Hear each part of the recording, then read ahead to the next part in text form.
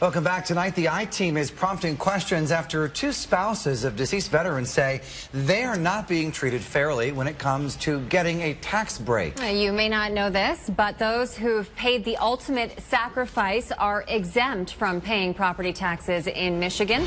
News Channel 3's chief investigative reporter David Bailey is here now to tell us tonight how he found evidence of inconsistent enforcement of the law, creating a huge headache for military widows. David.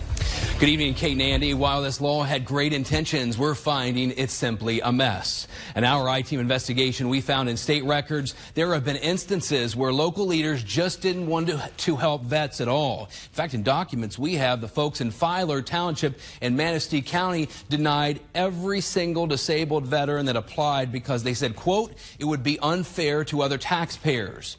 We know there are other issues. Widows of those killed in action aren't explicitly covered in this.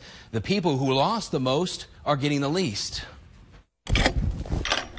This is where Erin Julian can take a brief break from what she's gone through over the years. The love of her life, Army Staff Sergeant David Julian, was patrolling a marketplace in Baghdad in 2009 when a suicide bomber walked in. He detonated his bomb and killed David and 4 other soldiers, 2 interpreters. The couple was living in Fort Stewart, Georgia at the time of his death. Erin, with her very young daughter, moved back to her native Michigan shortly after his death.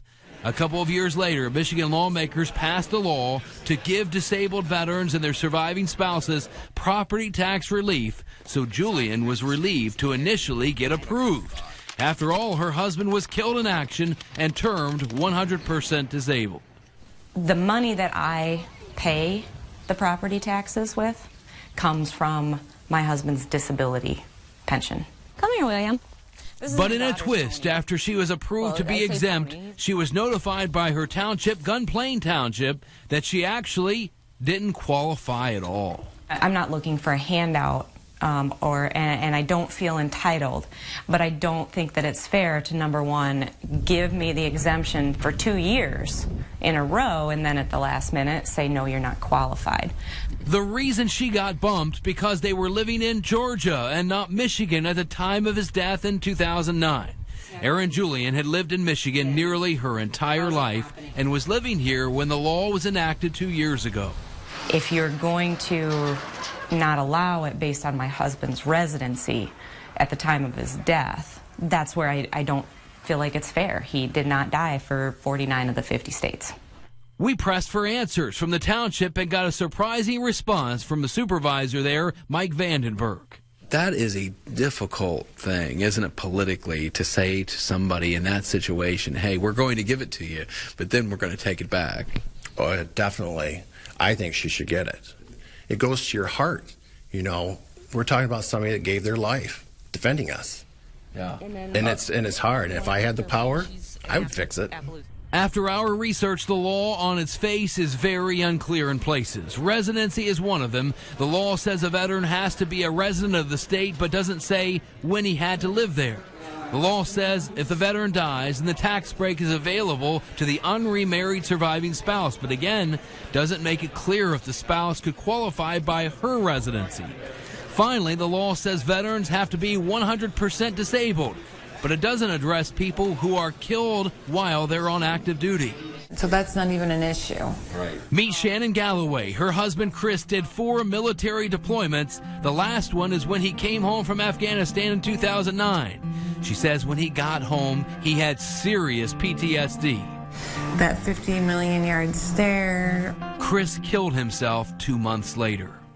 Fast forward to 2014 when she applied to get the property tax exemption. Shannon was denied because her husband was on active duty when he died and didn't get an official 100% disability rating from the VA before his death. This despite the fact the Veterans Administration documents she showed us indicate her husband did die as a result of a service-connected disability and that he was permanently disabled at the time of death. You know, I can hear okay, that you don't qualify because of X, Y, and Z. But in this instance, we have no reason not to, it doesn't make sense. So we took the confusion and questions to the bill's original sponsor, Senator Dave Hildenbrand from the Grand Rapids area.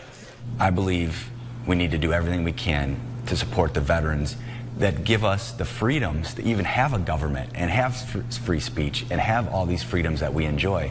Senator Hildenbrand acknowledged the exemption has created hurt feelings and lots of administrative problems. He told us he believes some disabled veterans have been unfairly denied and thinks it's in part because of a fast, difficult implementation.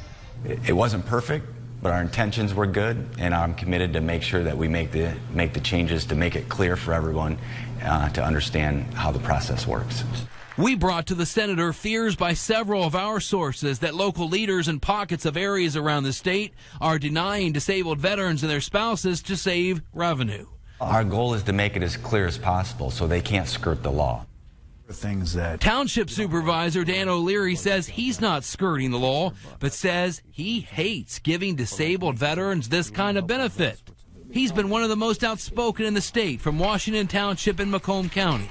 So you think the veteran situation with bringing veterans into this is simply all about politics? If the state was so desirous of giving some sort of a benefit to veterans, they could have done it with state money. Instead, they chose to give them a local government property tax benefit, which hurt our budgets. You know, I can be a hero giving away your money all day long. The I-Team found Washington Township has a surplus of 300% of its annual budget. O'Leary, though, is angry about having to give up $50,000 to qualified disabled veterans. The state's job is to manage the state budget, not to manage mine. When they get as good with their budget as they am with mine, they can lecture me. Until then, they should sit down, shut up, and listen to the master. We're doing a good job here right now. As angry as O'Leary is about this, he told us he doesn't blame Julian and Galloway for trying to get the exemption, an exemption both feel they have a right to get. Julian, by the way, moved out of Gun Plain Township recently and got the exemption in her new township in Kent County. Now we're asking questions whether the legislature will address the inconsistent enforcement here and whether there will be clearer language to include military widows. Inevitably, though, executives at the Veterans Administration expressed to us doubt things would change because there's a belief by them the law was intentionally written to be exclusive rather than inclusive.